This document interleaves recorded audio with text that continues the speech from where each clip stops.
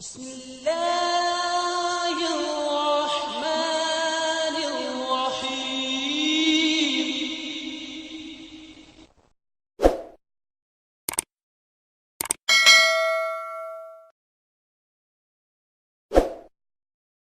ناظرین کرام، اللہ تعالیٰ کی ہستی کی سب سے بڑی دلیل دراصل ان مقدس لوگوں کا وجود ہے جن کو اللہ تعالیٰ خود مبعوث کرتا ہے، یعنی خدا تعالیٰ کے انبیاء اور خدا تعالیٰ کے وہ فرشتادے جو اللہ تعالیٰ کا پیغام لے کر اس دنیا میں آتے ہیں اور اللہ تعالیٰ کی ہستی سے دنیا کو روشناس کراتے ہیں اور اس ہستی کے قرب حاصل کرنے کے اسلوب اور طریق دنیا والوں کو سکھاتے ہیں۔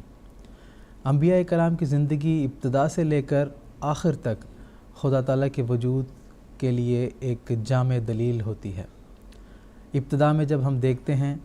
تو بظاہر ایک ایسے وقت میں ان کی پیدائش ہوتی ہے جب دنیا روحانیت سے بالکل عاری ہوتی ہے۔ اس وقت اللہ تعالیٰ ان کی ایسی پرورش کرتا ہے کہ ان کو مختلف برائیوں سے اور دنیا کی جہالتوں سے ان کو محفوظ کرتا ہے۔ قرآن مجید میں اس کی دلیل موجود ہے کہ انبیاء کرام یہ بات دلیل کے طور پر پیش کرتے ہیں کہ فقط لبثت فیکم عمرا من قبلہ، یعنی دعوی نبوت سے پہلے انبیاء کرام کی جو زندگی اس دنیا میں گزرتی ہے وہ خاص طور پر خدا تعالیٰ کی حفاظت میں گزرتی ہے، خدا تعالیٰ کی پرورش میں گزرتی ہے۔ اور جب انبیاء کرام دنیا میں اپنا جو اعلان ہے اس کو پیش کر دیتے ہیں اللہ تعالیٰ کے حکم کی تعمیل میں اور وہ منصہ شہود میں آ جاتے ہیں، اس وقت بھی اللہ تعالیٰ کی غیر معمولی تائید و نصرت ان کو حاصل ہوتی ہے۔ بظاہر دنیاوی اعتبار سے ان کا کوئی سہارا نہیں ہوتا ہے، بلکہ ساری دنیا اور ان کی قومیں ان کی مخالفت میں کھڑی ہو جاتی ہیں، لیکن باوجود اس کے خدا تعالیٰ اپنی معیت کا ان کو وعدہ دیتا ہے اور اپنی جناب سے ان کی نصرت فرماتا ہے، جس کے ذریعے سے وہ دشمنوں کی جو مختلف سازشیں ان کے خلاف رچائی جاتی ہیں ان کو اللہ تعالیٰ ناکام و نامراد کر دیتا ہے اور انبیاء علیہم السلام کو ان کے مشن میں کامیابی عطا کرتا ہے۔ اور جب انبیاء علیہم السلام کی زندگی کا جو آخری حصہ ہوتا ہے اس میں اللہ تعالیٰ ان کو غیر معمولی کامیابی عطا کرتا ہے۔ قرآن مجید میں اس کا ذکر ہے کہ کتب اللہ لاغلبن انا ورسلی، کہ اللہ تعالیٰ نے یہ بات لکھ چھوڑی ہے کہ وہ اپنے انبیاء کو، اپنے پیغمبروں کو ہمیشہ غلبہ عطا کرتا ہے۔ چاہے جو بھی حکومتیں انبیاء کرام کی جماعت کے خلاف کھڑی ہو جاتی ہے، لیکن اللہ تعالیٰ انبیاء کرام کو کامیابی عطا کرتا ہے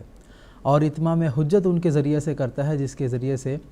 وہ خدا تعالیٰ کے وجود کو دنیا کے سامنے ثابت کر چھوڑتے ہیں کہ یقیناً ہمارا ایک خدا ہے جو کہ ایک زندہ خدا ہے۔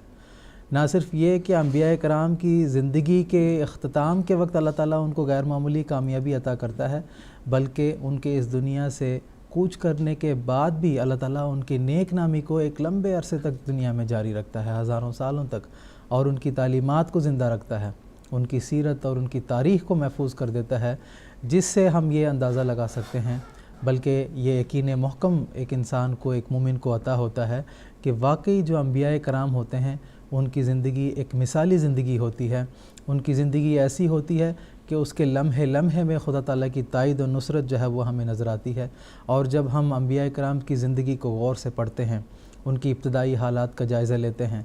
دعوی نبوت کے بعد ان کی مخالفتوں کے بالمقابل پر ان کو جو اللہ تعالیٰ ایک روب عطا کرتا ہے، جو ہمت عطا کرتا ہے، اس کو دیکھتے ہیں، اور کس طرح بظاہر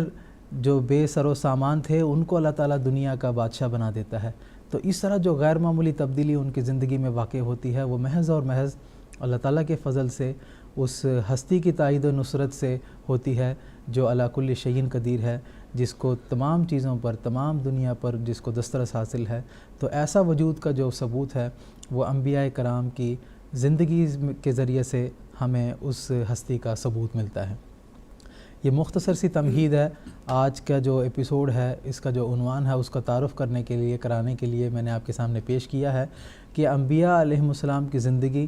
خدا تعالیٰ کی ہستی کا ایک واضح اور بین ثبوت ہے۔